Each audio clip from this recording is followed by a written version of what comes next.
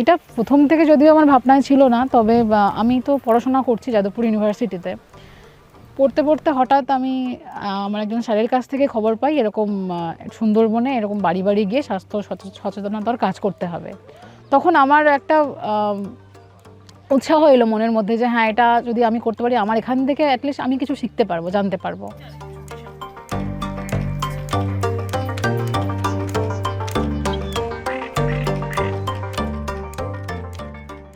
প্রথম প্রথম ভাবছিলাম যে দিদি পারবে না, কিন্তু দিদি দেখলাম দিদি হচ্ছে আমাদের বুঝিয়ে পাচ্ছে, আমাদের বুঝিয়ে বলছে আমাদের।